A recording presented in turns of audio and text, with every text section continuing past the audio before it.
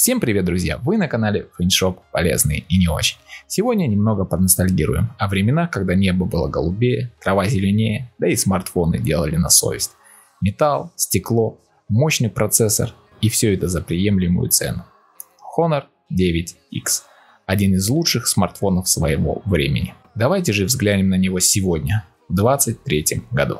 Но перед этим прояви немного активности. Поставь лайк. Подпишись на канал, если до сих пор еще не подписан. И напиши в комментариях свою любимую модель смартфона, которая тебе запомнилась. Спасибо. Ну а теперь погнали!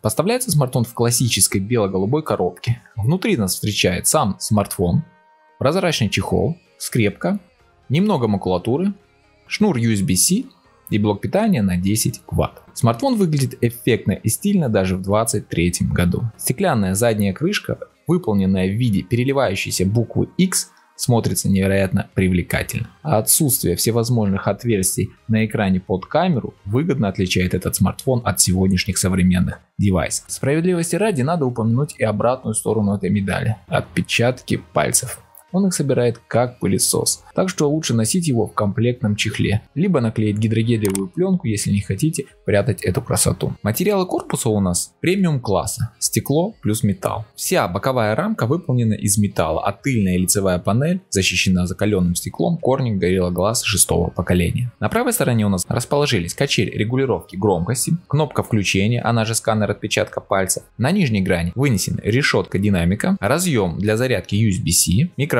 и 3,5 мм джек. Левая грань у нас свободна. На верхнем торце расположилась фронтальная камера, выполненная по технологии перископ, лоток для сим-карт. Он у нас комбинированный, можно разместить две сим-карты, либо одну сим-карту и карту памяти до 512 гигабайт. Стоит также отметить резиновый уплотнитель, он у нас очень плотно прилегает к смартфону, тем самым обеспечивая защиту от попадания воды и пыли. Хотя официальную защиту смартфон не получил.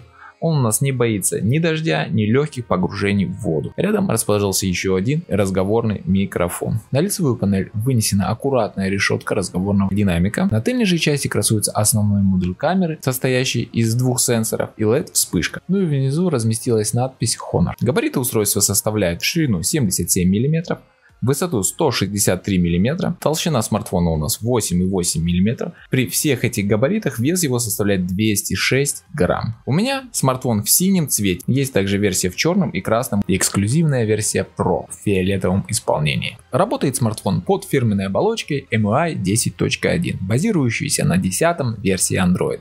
Оболочка у нас в целом быстрая, все нужные функции присутствуют в полном объеме. Здесь вам и темная тема, и изменение цветовой палитры, и самое главное, Google сервисы на борту полноценные, без всяких плясок с бубном. Они работают из коробки. Хотел бы еще заострить внимание на очень быстром сканере отпечатков пальцев. Здесь он молниеносный. Не успеваешь поднести палец, он уже срабатывает. Экран у смартфона на 6,59 дюйма с разрешением 2340 на 1080 пикселей. Матрица LTPS с хорошей цветопередачей. Плотность пикселей составляет 391 ppi. Яркости хватает с запасом, и даже на ярком солнце все будет различимо.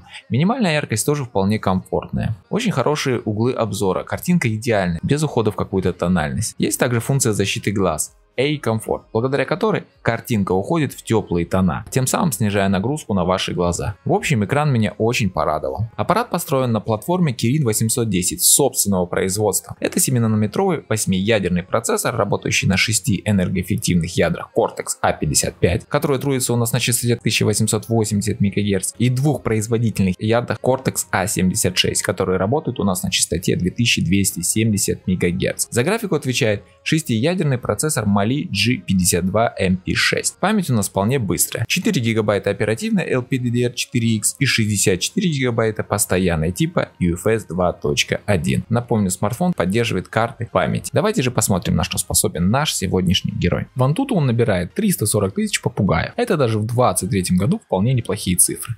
Другим тестом 3D Mark, OneLove стресс-тест 1436, Wildlife 1434, Slingshot 3495 баллов, Wildlife Extreme 382 балла. В Geekbench устройство набирает 606 баллов в одном потоке и 1957 в многопоточном режиме. Тест на тротлинг смартфон проходит замечательно. 15 минут при 100 потоков. Максимальное значение 164 гипса, минимальное 156 гипсов. При 30 минутах на 100 потоков смартфон выдал 150 гипсов в пике, в среднем значение составило 148 гипсов. Вполне себе достойный результат без просадок. Отзывчивость хорошая, мультитач на 10 касаний. С синтетикой закончили, переходим к играм. Высоко.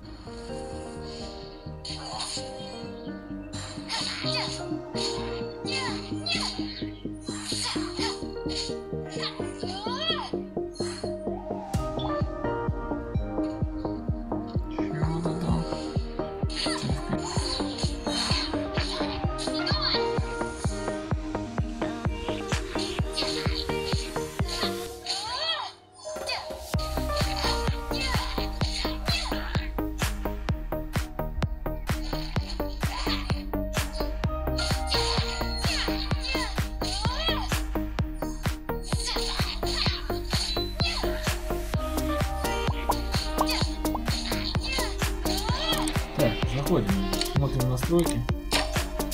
Что у нас по настроечкам, графика. Экран плавно. Потом будем так.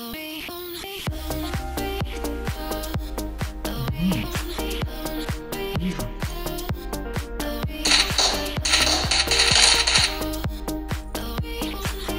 Это не себя. Наверное.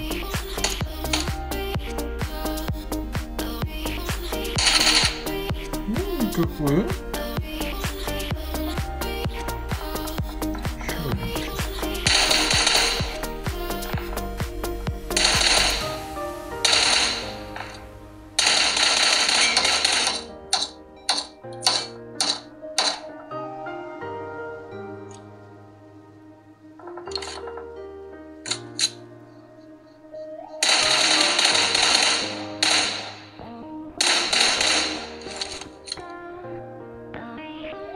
Эх, помер, хотел сдробить.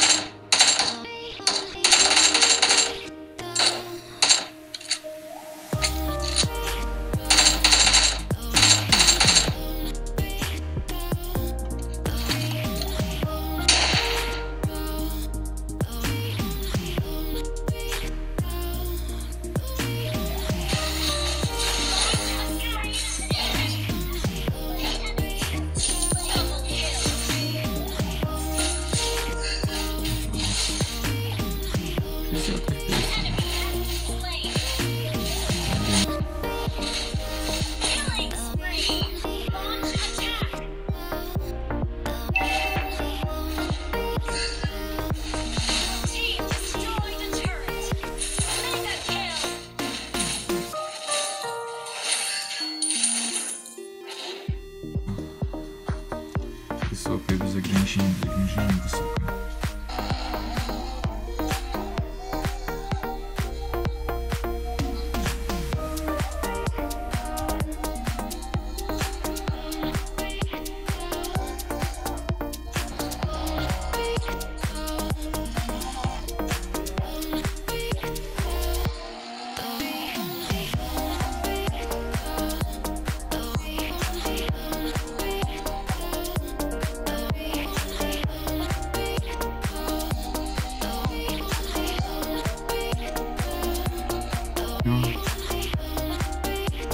Высокая.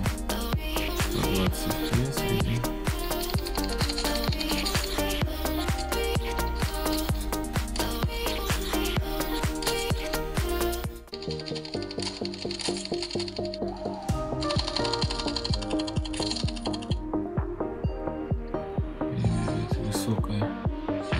Высокая. Настройки высокая. Включенная.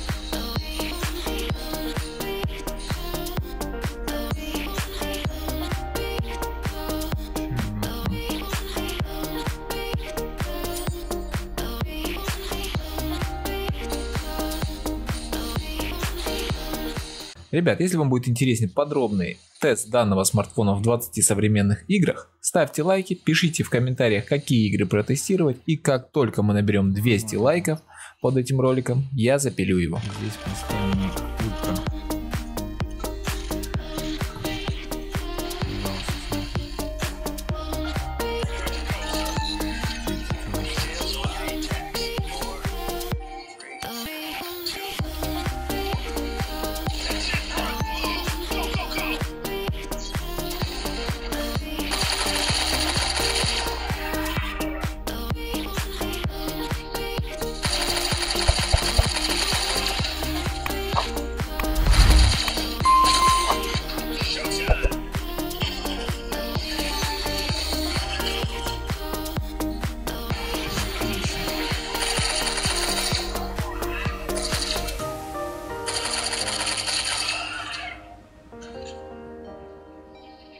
Слушайте, ну просто офигенно идет.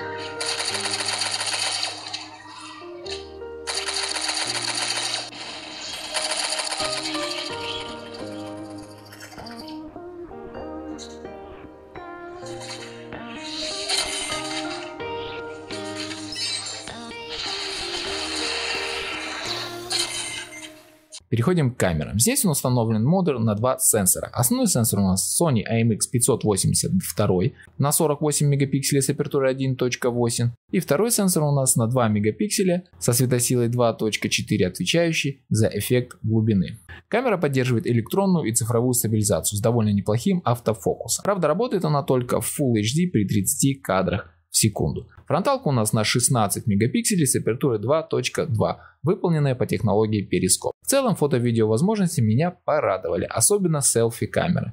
Здесь она довольно качественная и выгодно выделяется, если сравнивать с современными топовыми девайсами. Вот небольшие фото-видео примеры.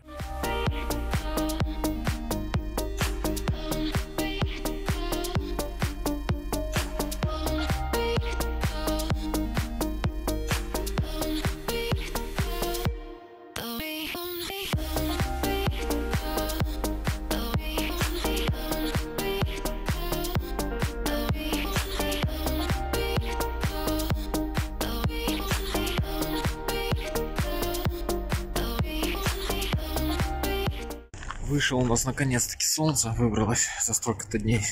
Решил поснимать новый аппарат. Снимаем сейчас на основную камеру 1080-60 кадров в секунду. Здесь у нас получается основной сенсор на 48 мегапикселей от Sony IMX582. Заявлена оптическая стабилизация и цифровая. Вот сейчас видите, как она отрабатывает. Светосила у нас 1.8. А теперь тот же тест, только при 30 кадрах в секунду. Как понимаю, стабилизация отрабатывает у него только в 30 кадрах. Так, в принципе, довольно-таки неплохо пишет. Вполне себе. Давайте посмотрим, как у нас зум работает. Здесь у нас максимально 6х. Приблизить. Да, максимально 6х. Работает. Давайте я немного пробегусь. Оп, главное не упасть. Нет, стабилизация хорошо работает. Здесь у нас какие-то прорывы, катакомбы кругом. Как раз можете оценить себя качество микрофонов. Сейчас слышать, как меня слышно, если рядышком шум туда выливается. Гадость какая-то. Как раз можете оценить, как шумоподавление работает. Меня слышно хорошо или плохо. Ой. Наконец-то солнышко у нас в Питере прям радует. Реально радует. Давайте сейчас проверим, как у нас автофокус работает. Вроде все заявлено. Да, фокусировка работает хорошо. Даже скажу, очень хорошо. Быстро фокусируется. Все, плавные переходы. Большой тест селфи-камеры. Сенсор у нас на 16 мегапикселей пишет 1080 30 кадров в секунду максимум. Ну, по мне так вроде бы неплохо справляется, даже очень. Давайте пробежимся, проверим, как оно у нас работает. Стабилизация Вполне себе достойно. Напомню, здесь у нас сенсор на 16 мегапикселей со светосилой 2.2. Мне понравилась селфи-камера, очень даже сносно. Что, ребят, решил выйти поснимать вам при условиях недостаточной освещенности. Ну, как видим, у нас здесь практически ничего не видно, несколько столбов только, и все. Такая мрачка идет на улице. Так, ну что, ребят, выходим на нашу дорожку, проверяем. Honor 9X, видео пишется максималка Full HD, 30 кадров в секунду. Можно 60, но я бы не советовал, там стабилизация совсем не отрабатывает. Давайте проверим, как у нас автофокус отрабатывает. Ну да, вроде фокусируем. Нормально. Так, но все-таки решил записать для полной картины. Тоже тест, но только на 60 кадрах. Это только где-нибудь на каком-нибудь штативе снимать 60 кадров. Здесь его все колбасит. Ну, давайте все равно проверим, как у нас автофокус работает.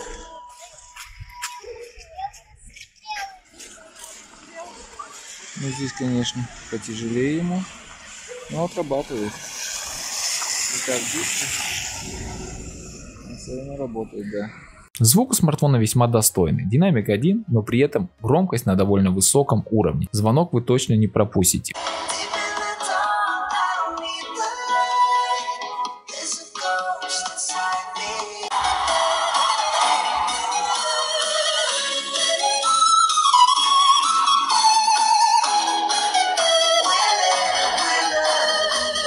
В наушниках звучание хорошее, поддерживает кодеки AAC, AAC+, aptX, aptX HD и многие другие. В общем, звучание в гарнитуре на уровне. Можно настроить звук под себя, благодаря технологии Huawei Headset. Здесь много разных пресетов. 3D аудио, естественный, обычный. Есть возможность настроить эквалайзер вручную и даже функция увеличения басов. По коммуникациям. Двухдиапазонный Wi-Fi, Bluetooth 5 версии, по спутникам GPS, GLONASS, Beidou. Позиционирование хорошее, с точностью до 5 метров. 4G ловит хорошо, связь отлично. Присутствует возможность записи собеседника без его уведомления. Для кого-то это важно. В смартфоне установлен датчик приближения, датчик света, акселерометр, компас, гироскоп и датчик магнитного поля. Аккумулятор у нас на 4000 мАч с поддержкой быстрой зарядки на 15 Вт. В комплекте идет 10-ваттный зарядный блок питания. Им смартфон за 15 минут заряжает телефон до 16%, за 30 минут до 32%, за 1 час до 60% заряда аккумулятора. Полная же зарядка происходит за 2 часа 4 минуты. Что касается расхода батареи, то по моим тестам в игре Standoff 2 на высоком пресете графики при максимальной производительности смартфон теряет за 15 минут 4% заряда аккумулятора,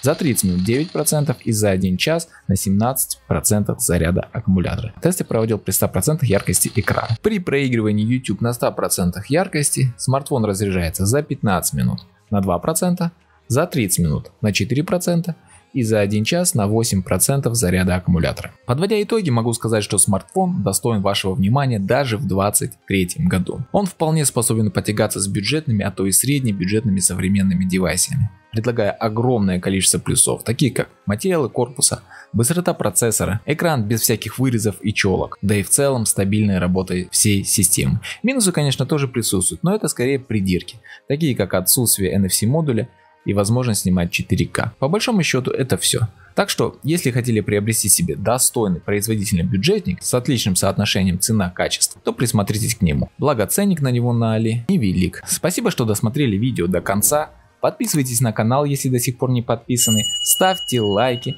напишите, ребят, свою любимую модель телефона, которая вам запомнилась. Залетайте на Дзен, на Рутюб, там я пощу огромнейшее количество разных новостей в сфере IT и технологий. Подписывайтесь на мой телеграм-канал, да, я наконец-таки завел его, так что теперь я могу оперативно отвечать на ваши вопросы. Всем мира, добра и позитива. И пусть все у вас будет по фэншую. До новых встреч, пока-пока.